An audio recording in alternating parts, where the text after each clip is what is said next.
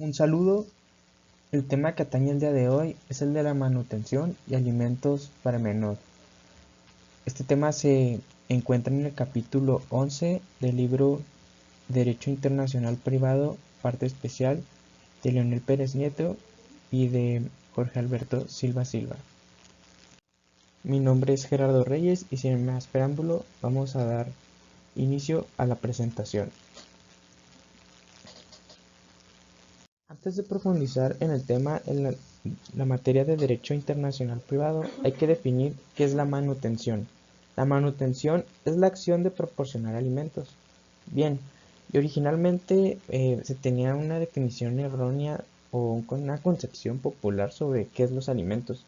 Se suele agrupar a que es la comida que debe recibir un hijo, pero en una concepción jurídica los alimentos van más allá porque también suelen abarcar la vestimenta, la escuela, los gastos para preservar la salud, la habitación y, aunque no lo mencionan muchos códigos aquí en México, también es el transporte, la diversión y en realidad se puede tratar de que la manutención y los alimentos se está hablando de un mismo tema en el eje central, así que a partir de este momento, cuando me refiera a los alimentos, es el instrumento que se utiliza para ejercer la acción de la manutención, pero estamos hablando de, de un mismo tema en sí.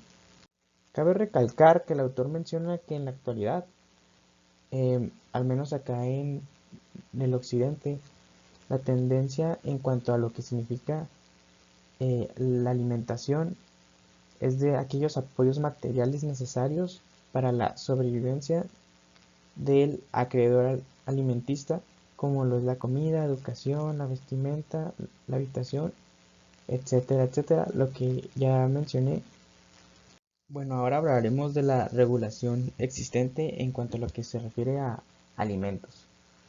En la regulación interna de la norma mexicana son pocas las disposiciones que se refieren a las pensiones alimentarias, haciendo énfasis a los vínculos internacionales. Por otro lado, en los campos internacionales que está suscrito México, podemos encontrar las siguientes convenciones, que es la Convención de la ONU sobre la obtención de alimentos en el extranjero, que fue adoptada en Nueva York en 1956. Está referida principalmente a la cooperación internacional y también es conocida como la Convención de Nueva York. También está la Convención Interamericana sobre Obligaciones Alimentarias, adoptada en Montevideo el 6 de julio de 1994. Esta se refiere a la competencia internacional y la ley aplicable.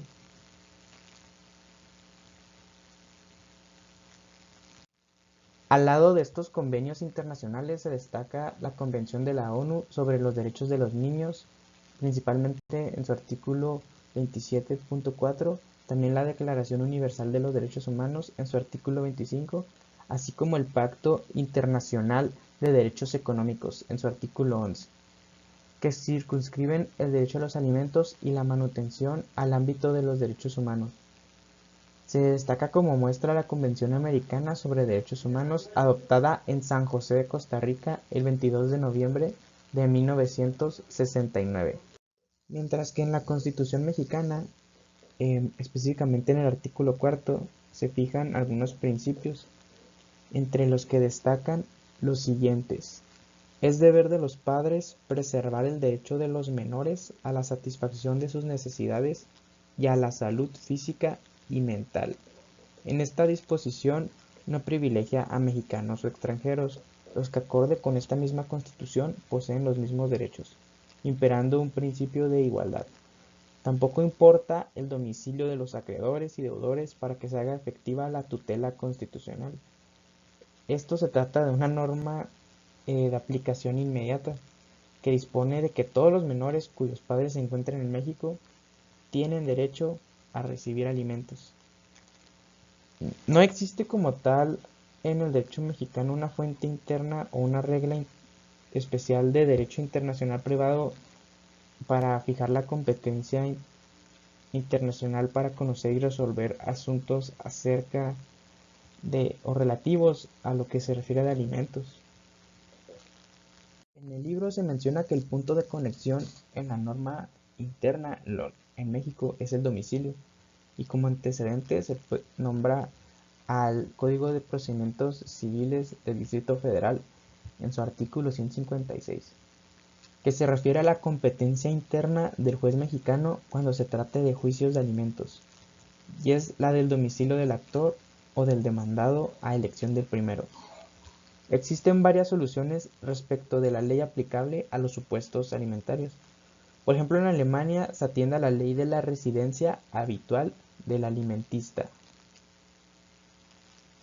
mientras que en Rumania se refieren a la nacionalidad de la madre para fijar los gastos por embarazo exigidos al padre del hijo nacido fuera del matrimonio.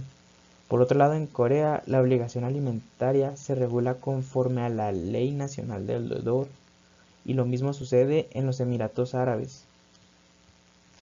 En general, la conexión nacional ha sido sustituida por la del domicilio y residencia habitual, incluso en los países europeos que hasta hace unos años defendían férreamente la aplicación de la ley nacional a todo lo que tuviera que ver con el estatuto personal.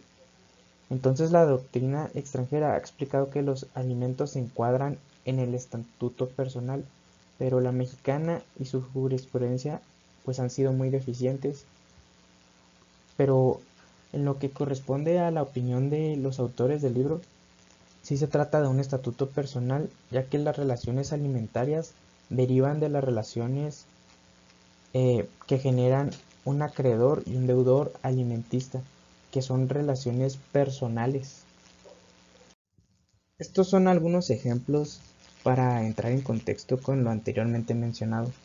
Un padre que reside en México es demandado por el pago de alimentos en beneficio de su menor hijo que reside en Guatemala.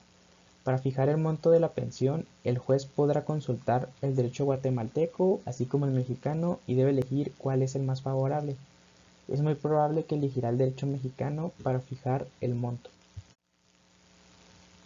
En este otro ejemplo se menciona: si Colombia fuese un país signatario de la Convención Interamericana y un juez mexicano conociera del asunto, podría aplicar la ley colombiana en lugar de la mexicana, en virtud de ser más favorable o amplia a la definición del acreedor, pues dispone de que los alimentos comprenden la obligación de proporcionar a la madre los gastos de embarazo y de parto. Artículo 133 del Código del Menor. Traté de buscar algunos otros ejemplos en cuanto a jurisprudencias aquí en México, pero no logré dar con un ejemplo pues fácil de explicar, pero me encontré con el proceso para solicitar pensiones alimenticias internacionales, y este proceso es publicado por la Secretaría de Relaciones Exteriores en el portal en línea del Gobierno de México. Aquí se menciona que para las pensiones alimenticias internacionales, la persona deudora y la persona acreedora alimentaria que residen en países distintos, y que sí existe un marco de colaboración entre estos países, un marco de colaboración internacional es a lo que se refiere. En estos casos, la Secretaría de Relaciones Exteriores puede auxiliar para tramitar la solicitud de pensión alimenticia para menores con padres en el extranjero y poder darle seguimiento, siempre y cuando el país en el que radica el padre o madre con quien se reclama el pago cuente con algún instrumento internacional de colaboración con México en materia de alimentos, específicamente. Ahí menciona en sus puntos que es indispensable que él o la solicitante cuente con un domicilio válido del o de la demandada, porque como mencioné en unas diapositivas anteriores, el punto de conexión aquí en México es el domicilio. Aquí ya menciona que que la CRE, que es la Secretaría de Relaciones Exteriores, no cuenta con un sistema de búsqueda para las personas deudoras alimenticias, solo puede actuar con una autoridad intermediaria en este trámite, por lo que no tiene ninguna injerencia respecto a los tiempos de respuesta de las autoridades de otros países, ni en las decisiones judiciales que se adopten en cada caso particular. Aquí se menciona que aunque el procedimiento inicie con una petición ante estas autoridades administrativas, las decisiones sobre dicha pensión alimenticia deben corresponder a las que dicta un juez o tribunal competente en el país donde se encuentra el deudor, por lo que se debe tener en cuenta que se trata de un procedimiento judicial y es necesario conducirse con verdad y proporcionar toda la información y documentación adicional para acreditar ante la autoridad del otro país que, que es justificable la solicitud de la pensión. Bueno, aquí también se menciona que aquí con nuestro país vecino, Estados Unidos, se cuenta un programa recíproco para el cobro de pensiones alimenticias entre México y Estados Unidos llamado YUPSA. A través de este programa de colaboración participan todos los estados de la Unión Americana, a excepción de Colorado, Florida, Georgia, Iowa, Maryland, Oklahoma, Oregon, Pensilvania, eh, Puerto Rico, Virginia y Wisconsin. Eso quiere decir que como esos estados no están suscritos al tratado de la IUPSA, no pueden eh, hacerse las solicitudes de pensión alimenticia. Otro dato muy interesante es que se menciona aquellos países que colaboran con México a través de la Convención Interamericana sobre obligaciones alimentarias.